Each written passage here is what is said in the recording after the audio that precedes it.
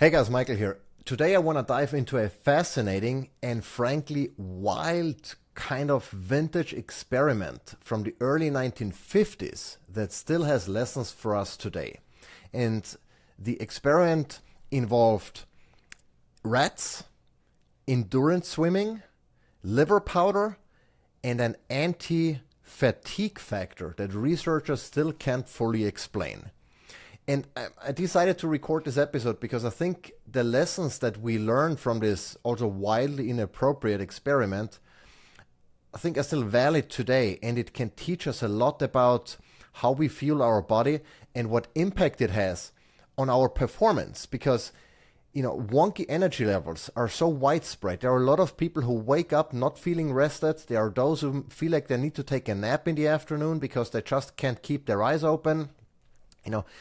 Poor performance in the gym, poor cognitive performance. There is a lot of energy problems in our society, and a lot of this, I think, goes back to micronutrients in a way that I don't think we fully yet understand, and that's why I decided to record this episode and talk about this wild experiment that I just rediscovered. Welcome to the Primal Shift Podcast. This experiment was conducted by Dr. Benjamin Ershoff, and he was a nutritional physiologist working at the Society for Experimental Biology and Medicine. I guess that's why he could get away with, conducting this experiment. And in July of 1951, he published what's come to be known as the Ershoff liver feeding swim test. And his goal was to hunt down any nutrient or factor in liver that might boost stamina and fend off fatigue. And the way he conducted or set up the experiment was he used adult rats, 3 groups of rats that he fed for 12 weeks, so for 3 months. The first group got a basic, what he called purified diet with vitamin fortified, feed, kind of like the standard American diet where, we might eat fortified cereals and fortified this or buy synthetic multivitamins in the store because we think, those are going to help us and provide all the micronutrients that we need. The second group got the same basic diet, but also got synthetic B vitamins injected with the idea that it might be more potent, maybe than the regular B vitamins from diet. And the third group got also the basic diet, but 10% of their diet was made up of desiccated liver powder. So the same or similar liver powder that we sell with MK supplements, in a freeze-dried form, because we say, it's a great source of micronutrients. Well, he put those 3 groups under an endurance challenge where they had to swim in a water tank until they couldn't keep swimming and would drown. I know, terrible experiment, not something that I would endorse, obviously, but it has been conducted in the past, and now all we can do is learn from it. So what did he find with those 3 groups? We have to interrupt this episode for an important message from your feet. They've had enough of being cramped into traditional shoes. Regular shoes can wreck your back, joints, and overall foot health by squeezing your toes and disconnecting you from the ground. That's why I switched to Peluva minimalist shoes, and the difference has been incredible. These shoes give me a perfect, natural connection to the ground whether I'm walking, sprinting, or lifting heavy. My back pain disappeared, my athletic performance has improved dramatically, and they are comfortable enough to wear all day. Plus, my toes are finally pointing in the direction they're supposed to. Check them out at peluva.com and use code KUMMER for 15% off. That's peluva.com. And now back to the episode. So first he conducted the experiment in relatively warm water in 36 degrees Celsius. That's like 98 degrees Fahrenheit or so. So fairly warm water. And the interesting part was that all rats, no matter their diet, swam for the full 120 minutes before the test was stopped. So no difference whatsoever. However, once he increased the stress to those rats by putting them into quote-unquote cold water, meaning 20 degrees Celsius cold water, which is like 68 degrees Fahrenheit or so, what he noticed was that the first group that was on the basic diet swam only for 13 minutes on average before drowning. The second group that was injected with those B vitamins swam for 13.4 minutes. So virtually identical. They didn't make it for very long. The third group that had the liver as part of their diet, 3 of those rats swam for 63, 83, and 87 minutes respectively, and 9 out of the 12 rats were still swimming at the 2-hour cutoff when the experiment was stopped. And then he repeated the same experiment with juvenile rats. So the first experiment was with adult rats, the second one was with juvenile rats, and they also showed incredible performance gains in the group that was eating liver versus the ones that did get injected with B vitamins, or that had a quote-unquote fortified diet. And if you think now, well, there was probably some confounding factors, they actually ruled out heat loss. So all the groups cooled down at the same rate. So it wasn't that one was better insulated maybe than the other. They also ruled out stress hormones as a factor. So they injected those rats with ACTH or cortisone in the vitamin-only rats, and it didn't replicate the liver effect at all. So it was also not a cause of higher stress hormones that made them perform better and withstand the slightly higher stress levels or colder temperatures.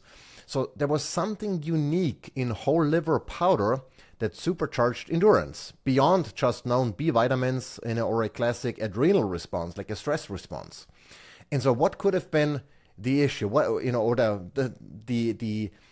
the part in liver that made them perform better? Well, you probably know by now that liver is nature's ultimate multivitamin. It's rich in all of those B vitamins, from B12 to folate, riboflavin, etc. It's loaded with heme iron and vitamin A and coenzyme Q10 and choline and anything in between. And so some of those micronutrients have specific roles in energy production, for example. So let's take B vitamins. They are critical cofactors in energy metabolism. Iron is responsible for oxygen transport and mitochondrial function. The mitochondria are those little power plants that we all have in all of our cells that produce energy. And as long as they produce energy at a high level, you don't fatigue, right? CoQ10 is important for the electron transport chain support. Again, all of this has to do with producing energy in the mitochondria that allows you to perform physically, well, mentally as well. Or choline as an example. It's important for cell membrane health and neurotransmitter synthesis. Again, all of this goes back to producing energy on a cellular level, and that can only be done effectively if you have all of those building blocks. So what is now happening with the fatigue in 2 of the groups, but not in the liver fat one? And so the point is that even minor deficiencies in any of those individual components can impair ATP production. ATP is the energy currency in our cells. The mitochondria produces energy in the form of ATP. Adenosine triphosphate is what it's called. And any micronutrient deficiency can impair energy production and ATP production, and that can slow recovery and trash your stamina. And so what is this anti-fatigue factor? Well, the thing is, we still don't know. Ershoff's data clearly shows that it's not just the B vitamins, at least not the synthetic ones, or stress hormones that caused the liver group to perform significantly better. So the hypothesis is that it could be a synergy of multiple micronutrients in their natural ratios as they occur in liver that cause you to perform better if you're under severe stress, like if you're in cold water or if you're in another situation where your stress levels are elevated. It doesn't necessarily have to be cold water. There might also be unknown peptides or polyamines in liver tissue that we don't even know yet what they are and what they do. Or it could be a combination of those lipid-soluble compounds like vitamin A working together with water-soluble cofactors, So, today we obviously know a lot more than we did in the 1950s about mitochondrial health, but we still don't know exactly what is the factor in liver that has caused those rats to not drown and perform significantly better. The bottom line, and this really, how this applies to our lives today in our modern world today, is that if you're dragging through workouts, or daily life, consider that Even subclinical micronutrient gaps can sap your energy levels. And one of the best ways to ensure that your body has all of the micronutrients that it needs to perform optimally in the levels and ratios that are natural for us, then, consider consuming fresh liver if that's your thing. If you like eating liver, by all means, eat it fresh. That's the best way of consuming liver. But for all those who struggle with taste or texture or sourcing and preparation, consuming desiccated beef liver supplements or freeze-dried beef liver supplements, such as the ones we sell at MK Supplements, is such a low-hanging fruit. 4 capsules a day or 5 capsules a day give you all of the micronutrients that your body needs to perform optimally. Now, if you're in an environment where you have no stress, where everything is going well, then that might not necessarily boost your energy levels dramatically or at all. But if you're like me, exposed to daily stressors that we not always have under control, where we feel like we're under more stress than we could potentially handle, by giving your body those extra micronutrients and making sure you don't have any gaps and deficiencies, that can mean the difference between drowning in stress, figuratively speaking, or keep swimming, and so that's one of the reasons why, my wife, the kids, and I, we consume beef organs and especially liver on a daily basis so we can keep swimming and we're not gonna drown in all of the things that are going on around us that we might not have, control over. Yes, of course, if you can remove stressors from your life, that's a great way of reducing your stress levels overall and allowing you to keep your head above water, but it's not always possible. Sometimes we get roped into stuff gets put on our plate, and we get exposed to stressors that, we just have to deal with. And in those situations, making sure your body is fully equipped to deal with it is the best course of action. I hope you like this video and this very interesting, albeit not necessarily not an experiment that I would support, that I would want to do again. But now that it has been done, let's learn from it and let's eat our liver, people, because it will help you keep swimming. With that, we're going to wrap it up. Share this episode maybe with someone who didn't know, who is skeptical about the power of beef organs, and I hope I'll see you in the next one.